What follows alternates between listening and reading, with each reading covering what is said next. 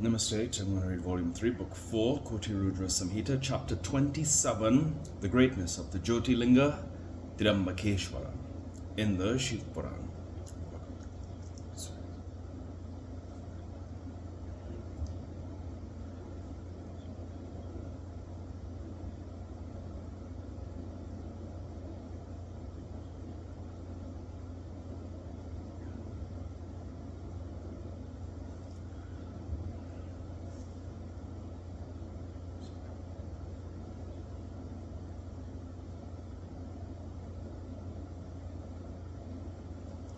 Hariom Tatsat. The sages said, O Holy Lord, whence did Ganga originate in the form of water? How could it attain its greatness? Please narrate what happened to those wicked Brahmins who tormented Gautama. O sage, with Vyasa as your good preceptor, please narrate. Suta said, O Brahmins, Ganga, who was thus requested by Gautama, immediately descended from the mountain Brahmagiri. Its current flowed from the branches of an Udumbara tree. Gautama, the famous sage, took his bath joyously.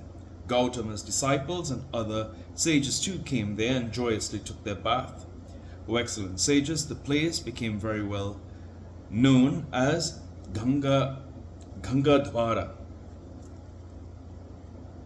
It is beautiful, and its sight dispels all sins. The sages who were malicious towards Gautama came there to take their bath, but on seeing them, Ganga vanished immediately.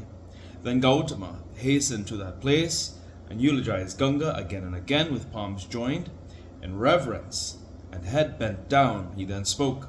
Gautama said, whether these are blind in their arrogance, due to their affluence, whether they are good or bad, you shall grant them your vision by the virtue of this holy region.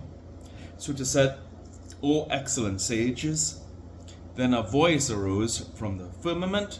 Please listen to the excellent words that Ganga spoke. These are the most wicked sages, most ungrateful and traitors to their Lord. They are knaves and blasphemous heretics. They are unworthy of sight. Gautama said, Mother, please hear the words of the great Lord, which you shall make truthful. The Lord has said, I become sanctified by the person who in this world helps those who harm him. Suta said, on hearing the words of the sage Gautama, the great Atman, the voice rose again from the firmament above Ganga. O sage Gautama, what is said by you is true. These are auspicious words. Still, let them perform expiatory rites in brief, at your behest, and particularly under your guidance, they shall circumambulate this mountain. Then these wicked persons will be authorized in having a vision of mine. O sage, this truth I mention to you. On hearing these words, the sages did so dutifully, after dejectedly requesting Gautama, our offense shall be excused. When they did so, a ditch named Kusavarta, just beneath Gangadhara, was made by Gautama with her permission. The sacred river flowed thence for the pleasure of the sage. Kusavarta became a famous and excellent place of pilgrimage. A man who takes bath there becomes worthy of attaining salvation after immediately eschewing the sins and securing perfect knowledge, which is difficult of access. Gautama and other sages mixed with one another. Those who had been ungrateful before were ashamed of their wickedness. O Suta, this narrative has been heard by us in another manner. We shall mention it according to that. The infuriated Gautama cursed the Brahmins. May this be known to you. Suta said, O Brahmins, that is also true, for that happened in a different kalpa. O great ones of good rites, I shall describe the particular points of that story too. Of that story also. On seeing the sages distressed by the famine, Gautama performed a great penance with God Varuna as the object of his worship. Through Varuna's Maya, he caused a perennial supply of water. Then he made them sow food grains and barleys in plenty. Thus the excellent sage Gautama, eager to help others, afforded them sufficient food, thanks to the power of his penance. Once the wicked wives of those sages, feeling insulted in an incident overtaking water, became furious and complained to their husbands, slandering Gautama.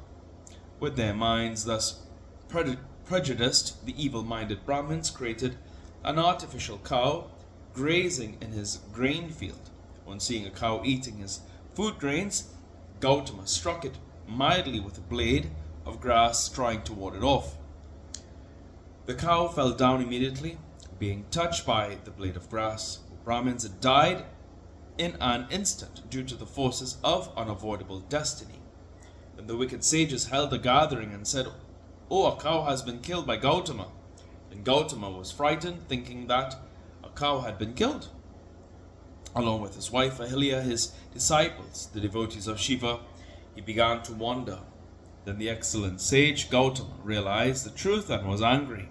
He cursed the sages. Gautama said, "You are evil-minded, desiring to put me in distress, as I am a devotee of Shiva, hence you shall be averse to the Vedas always.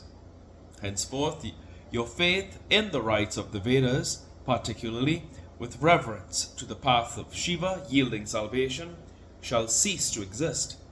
Henceforth, your attention, strayed from the path of salvation, will be diverted to evil paths, extraneous to the tenets of the Vedas.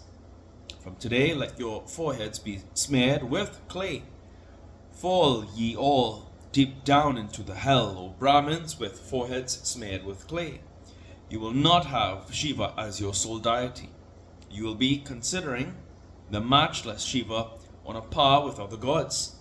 You will never have any interest in Shiva's worship and other rites, in devotees staunchly faithful to Shiva, and in the festivals of Shiva. Let all these curses causing misery descend on your progeny as well. All your descendants, sons, grandsons, and others, O Brahmins, shall be non-Shaivites. You shall stay certainly in hell along with your sons. Afterwards, you shall be born as Chandalas, harassed by miseries and poverty. You shall be rogues, censuring others, and marked with red-hot seals.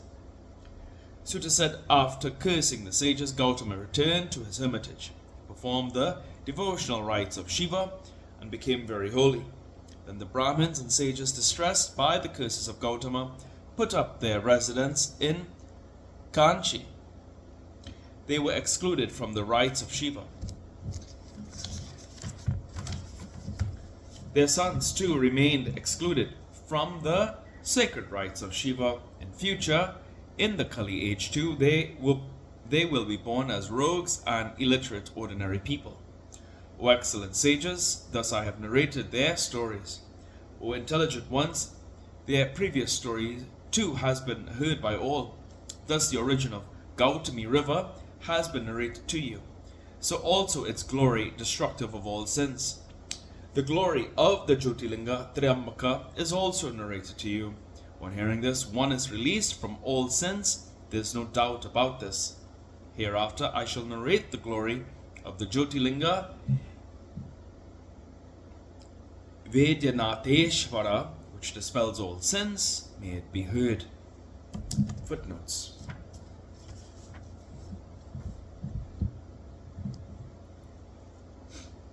(159) Here Ganga is said to have descended from Brahmagiri, which is situated in the south, in the proximity of the Nashik, near Triambaka. The place of Ganga's descent is said to be Gangadhwara, as Brahmagiri, the place of Gautama's hermitage, stands in the south. Gangadhwara cannot be identified with Haridwara, the famous town of pilgrimage in northern India.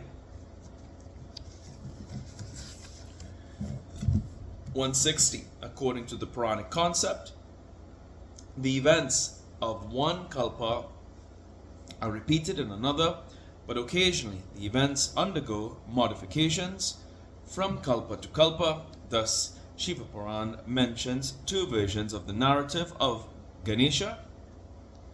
The present chapter narrates two versions of Gautama's narrative. The variation is occasioned by the difference in kalpa. 161. Kanchi. Mood.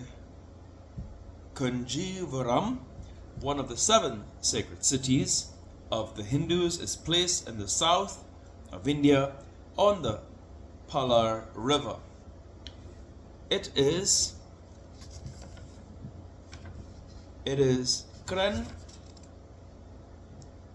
Kanchipuru, Kanchipura, of the Chinese pilgrim who went to Sang. The city was divided into 2 parts, Vishnu Kanchi and the Rudra Kanchi.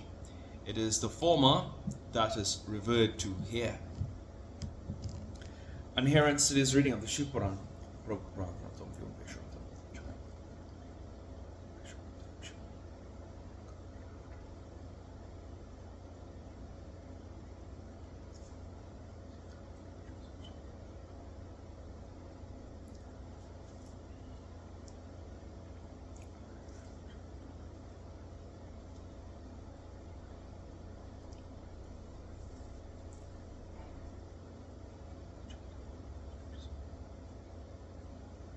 Hariom Tat Sat.